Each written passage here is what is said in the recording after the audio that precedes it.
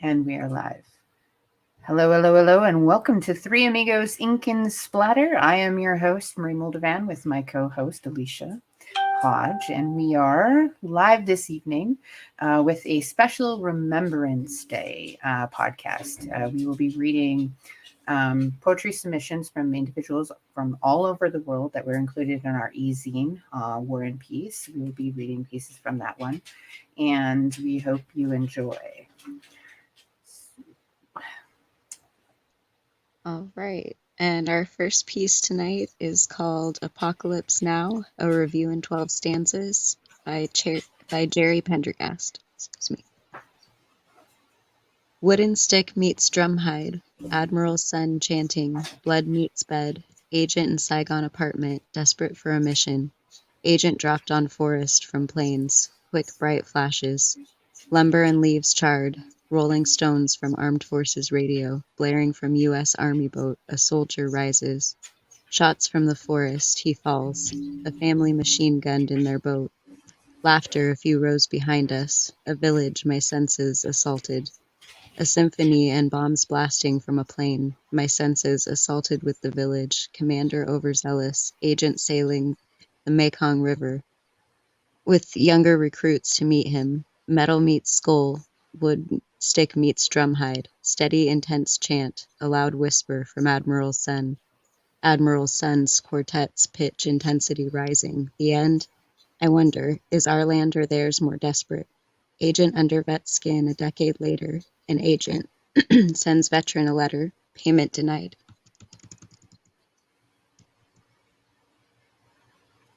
Okay.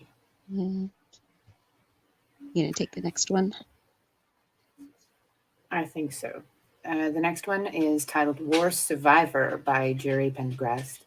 Does early morning thunder or sudden barrage of fireworks remind the flesh the nerves of shelling? Do the inner eyes see a camp?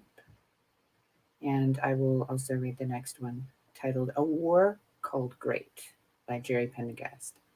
A war called Great, triggered by assassination of one archduke 104 years ago, 1 year after the birth of my father, who fought in the Second World War and told me war stories I remember, ended 100 years ago, 11 wins on the first roll in craps, neutral after that, 11 tolls on the armistice, brought no good luck to the south side of Chicago 1 summer later.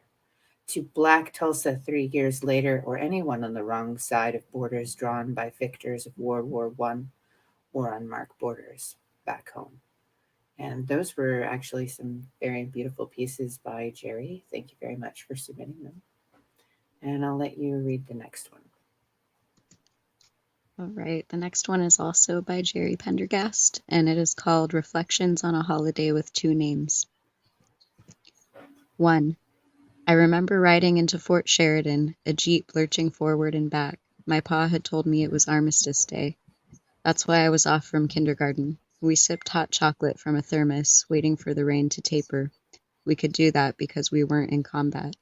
A history lesson on a day off, I figured when looking at plaques. I heard my pa and a uniformed guy, I think a captain, use the words overseas and Korea.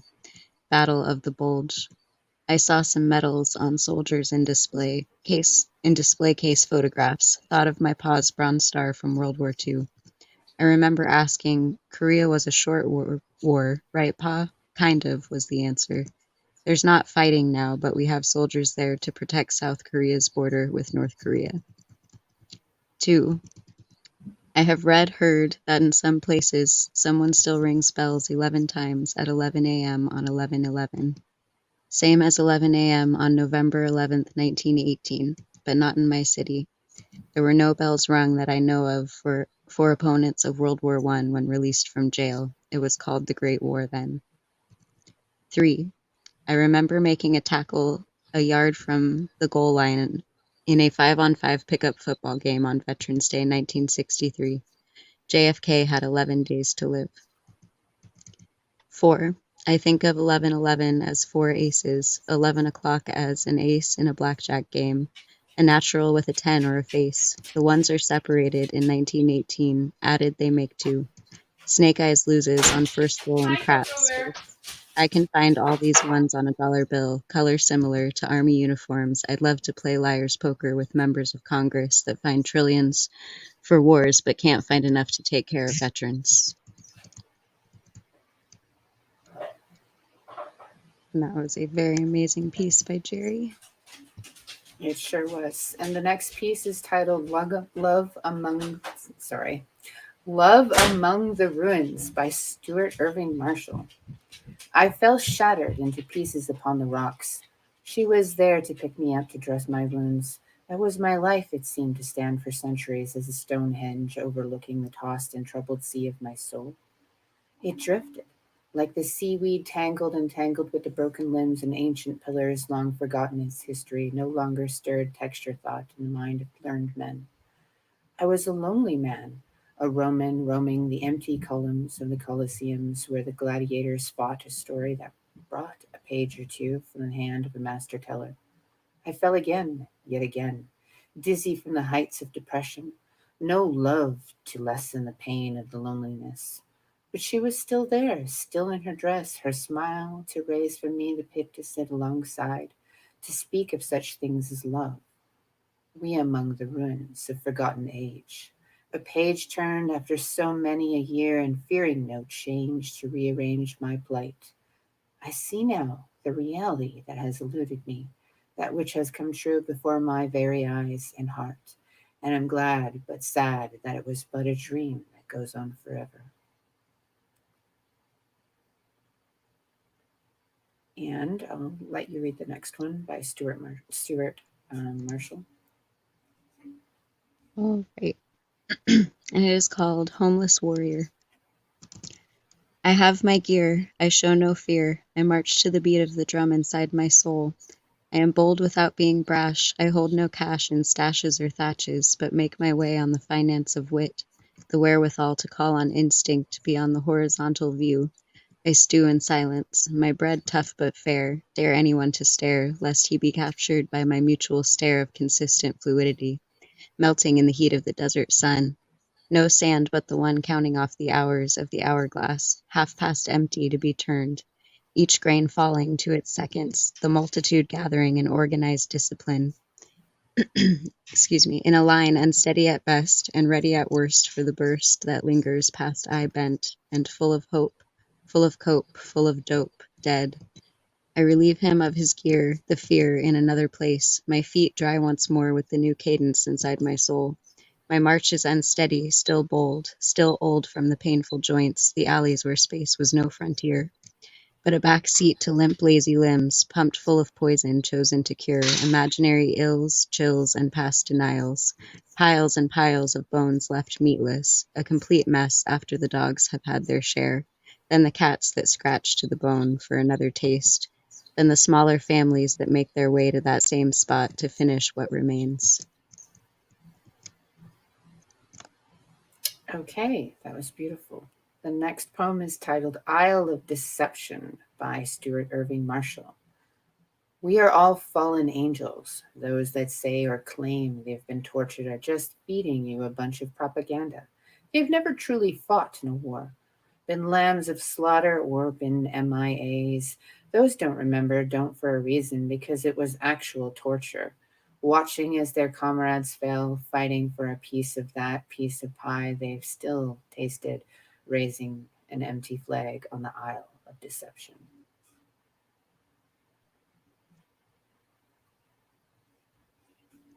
All right. And Oh, do you want me to read that one? yeah, and I'll read the next one after that.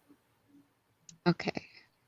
This is Wordless World, Fort Ridgely State Park by Esther Marcella. White branches, web gray sky. Is there an everlasting beyond, a foot in a boot in soft spring mud? I squat down in an open grass sunk barrack remains to write a poem. I want to give the present or past, some say. Crows caw voiceless and unseen somewhere above. Black feathers reflect midnight's lost and yet to be found. On ground, a yellow moss dwarf marigold grows like unnoticed supernova far below my contracting nostrils.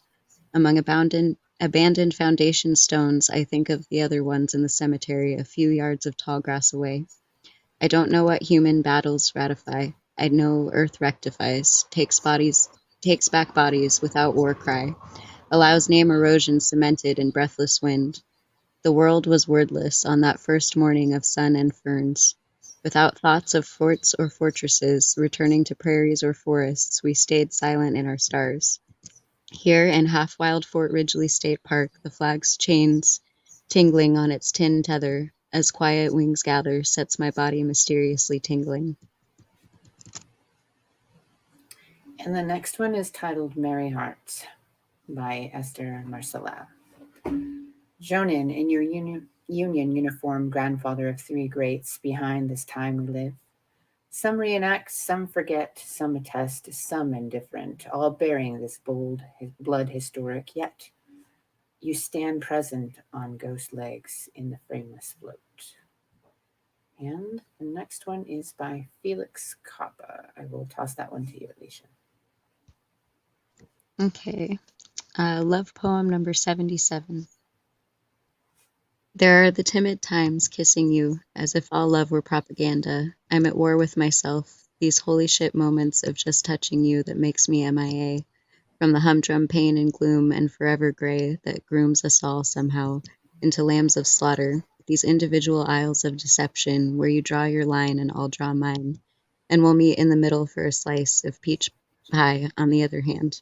The remember the 5th of November attitudes that turns the most luscious kiss to ash upon the tongue. So we might as well say we are the fallen and say it is a good thing. Angel, and I have called you that since the beginning. How tortured is my tired spirit by this brave new dawn without all of these things. And I just want to say that's a beautiful poem, and it is also a response to one of our word scrambles that were put out that I put out there, and so it's a pretty cool piece. And the next one is titled "The Fallen" by Radi Bangapala. The sky was dark, filled with smoke, gunpowder, and deadly flames. Soldiers were dropping rapidly. The adrenaline was pumping in my veins. I wanted to live, survive, see my loved ones one last time. The war was non ending. I just wanted peace. Why couldn't they understand? The shed of blood, losing lives, was never going to bring any joy or gain. My tears felt silently, hands firing my rifle I was hiding, disguised, trying to shoot the enemies. Were they really enemies, though? Were they really enemies, though?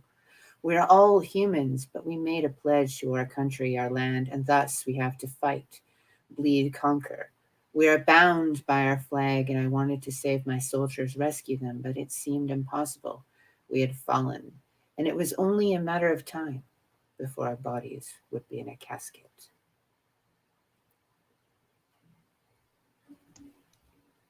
And I'll leave the next one to Next you. up.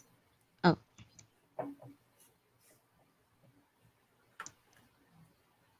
oh, sorry, my laptop is frozen. Oh, here we go. Okay, Lamb of Slaughter by Stuart Dan. In misery she sits saddened, as she cries tears within her hands, whispering a melancholy lonely lament. Her future now seems to have no plans. Their young child remains oblivious as to why her daddy went away, both occasionally staring out of a small window, hoping for his safe return one day. The old radio within the background, crackling with the hourly updated news as they listen to the usual peace pie propaganda, the rich politicians safe with their own point of views. Her thoughts lost upon the opened letter she had screwed up and thrown down on the floor, for she, like thousands of other families, could not see any wisdom in a war. A devoted husband and loving father, whom she had pleaded without satisfaction, this man so proud of Queen and country, is now believed to be missing in action. At night, without her daughter seeing, bowed head upon her knees to God she will pray, for an angel to guide him until morning, so that her one true love may find his way. Knowing his mind may very well be lost, tortured by war's isle of deception, hoping that if he ever returned, he would remember them through his own misconception. It seemed so long since she had waved him goodbye, after he had held her and kissed her on the cheek by the water. She knows deep within her heart he is not one of the fallen, or that he had not become a lamb of slaughter. And once again, that was another submission to the Scrabble prompt that we put up on Three Amigos Ink and Splatter. Thank you, Stuart, for submitting to that. I really appreciate it. The next one is titled Crimson Tide by Stuart Dan. Offshore minefields land so near, morning breaks, landing craft appear. Soldiers urinating, full of fear, heads are bowed, scared to peer. Conflict imminent, outcomes so unclear, German bunkers off cliffs so sheer. Rough seas endure with eyes that blear, captured beaches needed to commander. Crafts are landing, filling along shore, the injured, the body count fourscore. Overwhelming odds, reality of war, noise so loud as gunfires and shells roar. Crafts are landing, filling along shore, the injured and the body count fourscore. Overwhelming odds, reality of war, noise so loud as gunfires and shells roar. Funnies trying to clear the foreshore, full of barricades, mines before. Visibility through smoke now so poor, the brave and perished remembered forevermore. Camaraderie of reason unable to divide, both warring sides so terrified, defeated defenses that were fortified, victory with losses by forces allied. Freedom given by bravery exemplified, blood-stained waters of the crimson tide, from the carnage of those who died, lest we forget those who fought with pride.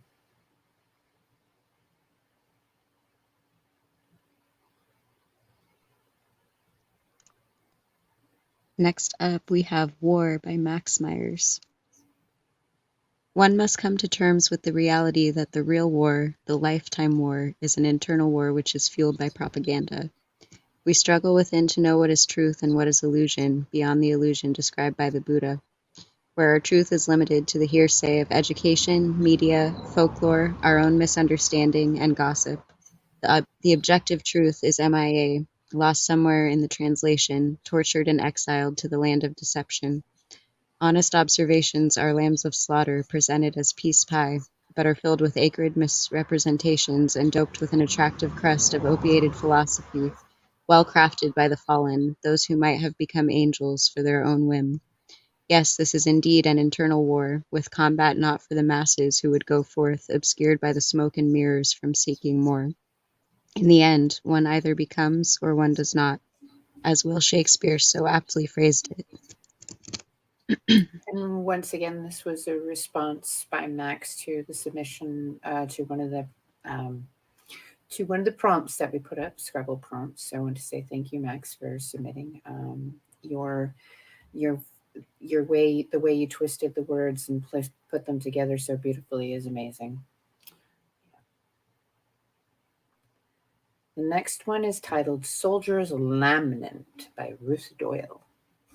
I've heard the propaganda about this hopeless war, and they are MIA, as so many have gone before. Some have fallen like lambs of slaughter, tried to explain it to my daughter.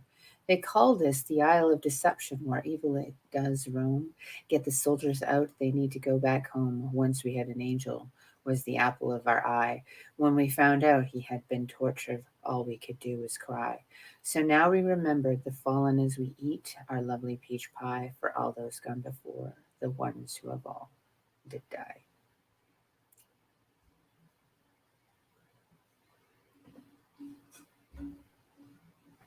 Next up is Who Am I by Danana Jekic Nera. I apologize if I mispronounced your name. I was taught that people are divided into good and bad. I only knew about history, which is written on the doorstep of the gate of people. I didn't go through them. I was not adopted by tribes and wild hordes. They didn't give me a name. I'm happily an orphan with no owner. I don't sing under the banner by which they cover the dead. The same cowards who sneak their medals, I do not carry the burden of war history, which they call a glorious tradition. The past is a prophet, what people don't listen to. The same people who sow weeds, and they are hoping for grain, and indeed, everything is repeated but for guinea pigs, which tirelessly run in circles. That's why I don't share your path. Although you put signposts in front of me, you told me I didn't exist if I didn't belong. So you twist the needle to stand in the east. I became sand from the Arabian deserts. I'm throwing myself into your sights. I charge your watches, in which this time of ours and theirs must expire. I was taught that people are divided into good and bad. They also taught me to still wonder where we are from, where are we going to get. There are those who see beyond that, with the hate eyes, those who listen but do not hear the words of the common prophet. Next to the logs in their eyes, they stumble upon my thorns. They don't even know who they are, but they know who I can't be. That was a beautiful piece. Um, the next one is titled Trauma by Radi Bangapala. I could feel strong palpitations. It was suffocating me, struggling to breathe. My chest felt tight and compressed. My mind was hazy. I couldn't tell what I was feeling, whether it was real or from my trauma I had returned from war. The ordeal shook me to the core, the scent of blood, deteriorating bodies, burns, unrecognizable soldiers. I held my friends, my army, and when they took their last breath, I promised to care for their loved ones. I wish I could die too, but I survived physically, mentally, and emotionally. I was dead and gone. The images kept replaying in my mind on repeat. I just wanted to I just wanted peace. I wanted to move on, lead a normal life, but I couldn't escape the horrors and terrors of the night. That is a beautiful piece, and it represents a true reality for many soldiers who come back, and they suffer from what used to be termed as shell shock, but is now more commonly known as post traumatic stress disorder. I myself suffer from it, and I am very aware of, and I can attest for the fact that you do replay memories, and they are so vivid that it's like being in the moment. Um, so, Ratty, I want to say that you did a very good job of portraying this. And I'll let you read the next one, Alicia. Okay. Um, the next one. Did we already read The Fallen by Roddy? I think we Um, might have that in here twice. yeah, read it again. I think Okay. she usually submits two different types. Let me look back here. Oh, No. okay. All right. The Fallen by Roddy Bangapala. The sky was dark, filled with smoke, gunpowder, and deadly flames. Soldiers were dropping rapidly. The adrenaline was pumping in my veins. I wanted to live, survive, see my loved ones one last time. The war was not ending. I just wanted peace. Why couldn't they understand? The shed of blood, losing lives, was never going to bring any joy or gain. My tears fell silently, hands firing my rifle. I was hiding, disguised, trying to shoot the enemies. Were they really enemies, though? We are all humans, but we made a pledge to our country, our land, and thus we have to fight, bleed, conquer. We are bound by our flag. I wanted to save my soldiers, rescue them, but it seemed impossible. We had fallen, and it was only a matter of time before our bodies would be in a casket. And it looks like I did put that one in twice. I must have really liked it.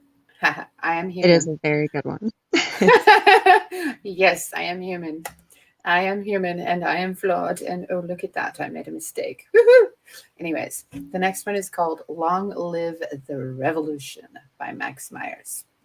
There is only one revolution, one army, and one war that mean anything. It is internal. It is a revolution for the sake of one spirit. There is an opposing army of thoughts, inspirations, and actions that are cunning, deceiving, deviously skilled in this internal battle that challenges even the most willing and dedicated of defenders. We are at war within the battle seems to be lifelong, weary in demands different upon that enemy uses like compassion, faith, forgiveness, acceptance, love, kindness, awareness, perseverance. Attention to aim and a good plan of defense. The only offense is the presence as much as one can muster and as often as one can remember to muster. This is the war for one's soul, and the odds are stacked against one from the start. The battle is not a fair one at all, but cannot be won by lesser method. Cannot be won by lesser methods. In the end, one will have either fought the good fight, or one will have surrendered to the enemy. Long live the revolution.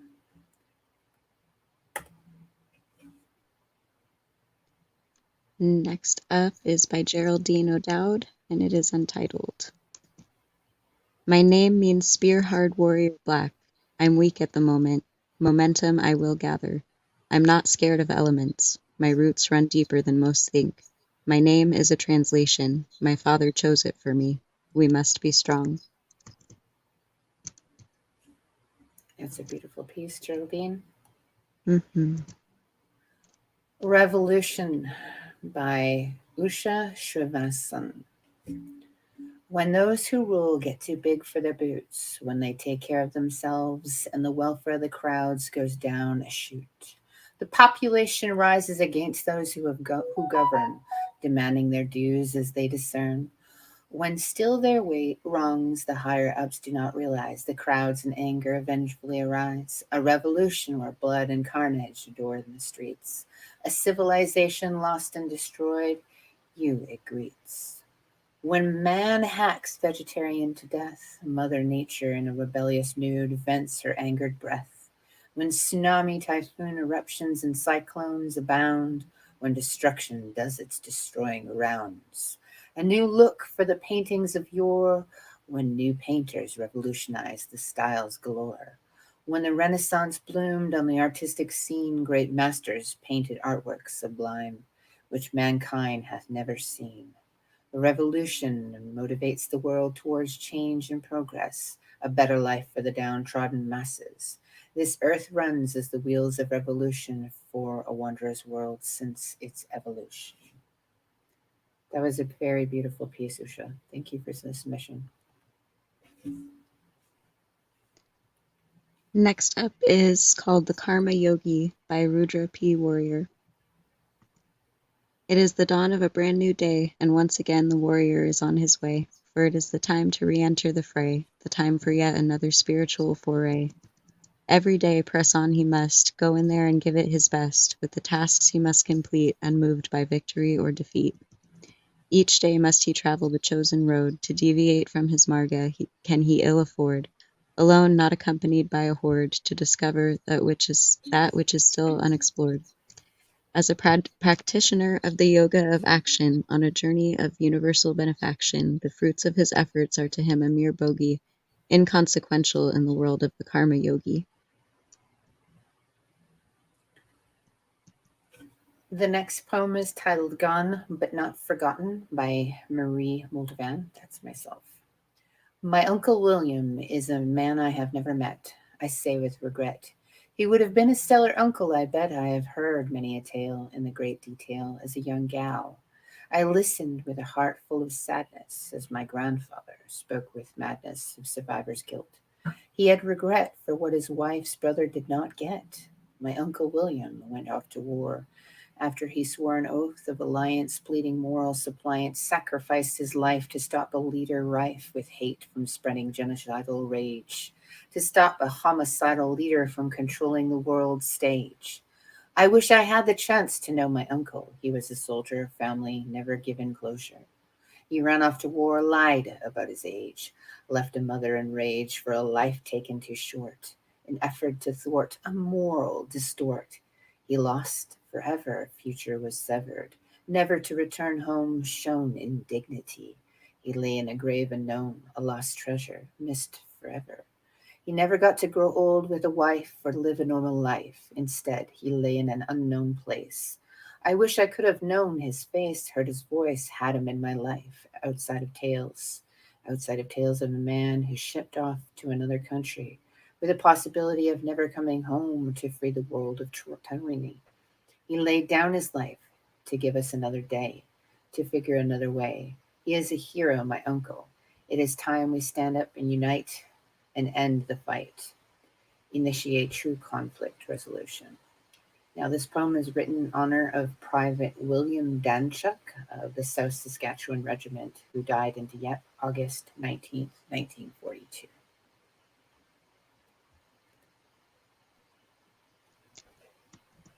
And this one I wrote, and I wrote it in honor of my papa, my dad, but I've always called him Papa, Vern Hodge.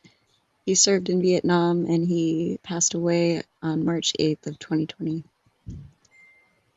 Semper Fidelis, always faithful, my father lived a life truly fateful, not to settle a score, certainly not for the love of war, but for something more, deeper in the core, that embodied what it meant to be a part of the U.S. Marine Corps. For protection and love of the people and ideas he cherished, it was all he could choose to fight, maybe perish, for what he believed. I'm proud to be the daughter of a United States Marine. Hurrah! Hoorah! That's a beautiful piece. And that concludes this edition of the Three Amigos podcast. And we appreciate everybody who submitted their poetry to this magazine. And we would like to, send out a special thank you to everybody who's ever served, past, present, and those who will serve in the future. Um, we thank you for your service, and we thank everybody for tuning in.